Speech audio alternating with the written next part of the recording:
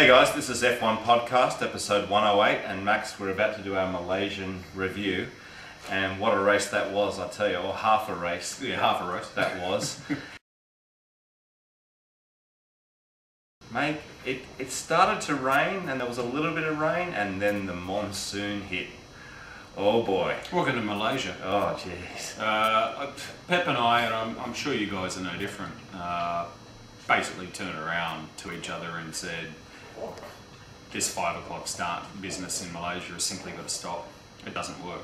Not only does the sun appear to set lower than it does in Australia and more quickly, but this whole starting at 5 p.m. business just doesn't work. I mean, anyone who's anyone knows that this time of the year in Malaysia, Monsoon season, baby. yeah, and you know, one might argue, oh well, at 3 o'clock the weather was fairly ordinary. If memory serves me correct, they started the race on dry tyres. Yeah. So that to me has got to be an indication that if it ain't broke, don't fix it. And I can understand why Bernie's trying to do this for all of our European friends that don't want to get up early in the morning to watch a Grand Prix, and that's fine. But I think this is a salient point that it doesn't work in Malaysia. Yeah, we're all saying Bernie's going to cop it, and you guys, some of you guys have already commented on this, and I'm sure there's going to be heaps more on the internet over the next days and weeks about this was a mistake. You can't run a Grand Prix in Malaysia late afternoon like this. It will rain, and it will rain bloody hard, and it did. And you know, as soon as the rain started, as soon as it was really raining heavily, you had Bourdais on the radio, you had other drivers, the rivers. This is impossible. The rivers were on the circuit, Max. It was quite obvious that they were going to red flag the race. That's the thing, it's not so much the rain, it's the standing water on the track. I mean, those extreme wets are useless if there's standing water on the track. I mean, that was proven time and time and again. And we don't need to have it raining in Malaysia to realise that. I mean, that goes for any track. If there's standing water on the track, I mean, you're a passenger. Yeah. At the end of the day, if you hit it's it. undrivable, yeah. And I'm actually disappointed for our Malaysian friends as well, who paid good money to go to this Grand Prix at this time of night, I guess you could say, and effectively only got to see half a race, as we all did. And I just hope that common sense prevails and that Bernie, I know what he will do, he will insist that Malaysia run a night race, but I'd like to see common sense prevail and have him actually go, well, all right, well, I'll take a step back and we'll put it back to the 3 p.m. normal starting time. Yeah.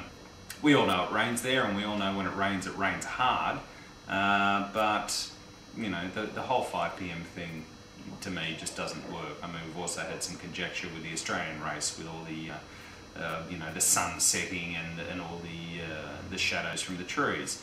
It's not the ideal way to run a Formula One race on both circuits, and hopefully something or some compromise can be come out with Bernie. Yeah, the thing that I was disappointed with, Max, was that when they lined up on the grid again, it seemed like it was quite obvious to me, and I think to you as well, that they weren't going to get a restart out of this race. But I guess the organisers were trying to get salvage something to get that 75% full points, etc. Sure. But it was quite obvious that it wasn't going to happen, and you had some drivers like Kimmy, who were out of the car having an ice cream. That was hilarious. He grabbed an ice cream and then grabbed a can of Coke. Yeah. He was already in his shorts. Meanwhile, Massa was in his car with his helmet on, and you know, I just thought, that there was no way that they were going to salvage that situation. The only way to do that, mate, was to go around for about 9 laps behind the safety car, and then they would have got the 75% race distance, or whatever it was, 10 laps or whatever. And I mean, who wants to see that? So yeah. I think they made the right choice in deciding to declare the race done and dusted. Finally, they made the right choice, Max. Can I just ask you a question? And it's something that some of you guys have posed to us, and it's sort of been a bit on my mind as well. And it involves Ferrari and Felipe Massa in qualifying. I know I'm going back a little bit here. Felipe did 2 laps in, I think it was, Q1. Yeah. And we haven't touched on this before, but we've spoken about it off camera.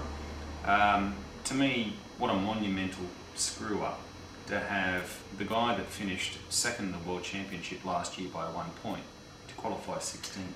Yeah, it's a bit of arrogance. It's a massive mistake. It's a mistake as well. I just don't think that Ferrari understood or appreciated how tight the field would be and how competitive that Q1 session would be.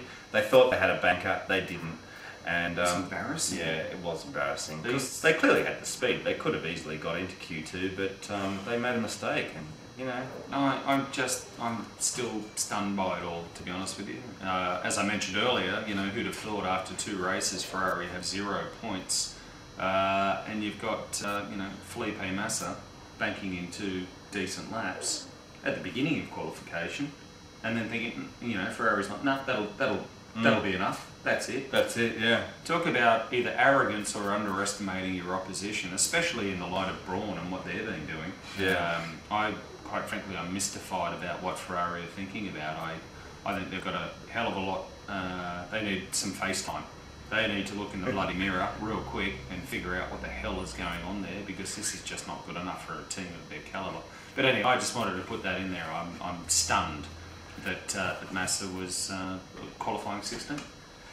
Well, Max, at the end of the race, we had Jenson Button, who won the race in Australia under safety car conditions, and even more strangely in Malaysia, won the race while he was sitting in his car, with his helmet off. Yeah. Got the little whisper in saying you won the race, and a very, very lucky Nick Heidfeld, P2. Very lucky. And Tim O'Lock in P3, and it was because of this countback, of course, the couple of laps that Heidfeld, who made a one-stop, got his P2, and you're right, mate, he was extremely lucky to get that, given that Mark Webber was scything through the field at that point. He was scything, Pep. He was scything.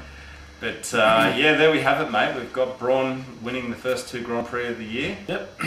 Nick Heidfeld and BMW, who should count their lucky stars. I mean, it worked for them. It didn't work for Ferrari. Yeah. When they put the wets on a little early. It worked for BMW, and all power to Nick Heidfeld. Some of you might argue, did he deserve it? Maybe not. But they got their strategy right, and we've seen that for however many years in Formula 1 racing, where people just happen to be, and it's all about being in the right place at the right time. That's it, mate. BMW got it right, so I don't think there can be any sour grapes from anyone. And they did well. Yeah, exactly. Right place, right time, mate. So really pleased for Toyota. That's 2 podiums for them in the first 2 races. And no doubt you were absolutely thrilled that it was Timo. This time. I was stoked, mate. I was very happy. I keep tipping Trulli, and then here comes Timo. Timo. No, I'm pleased for Toyota, and I'm glad to see that things are starting to come together for them this year, and it's not before time. It is, mate, and I seriously think Toyota's going to win a race this season, and of course there's a Toyota engine inside that Williams car as well, so that engine's no slouch. No, it's not. No. Alright guys, well we've got China next, a couple of weeks away. One of my most hated Grand Prix, can't wait for it. Sorry, I don't like China. Anyway. We'll see you soon for the next one. Alright guys, bye. Bye.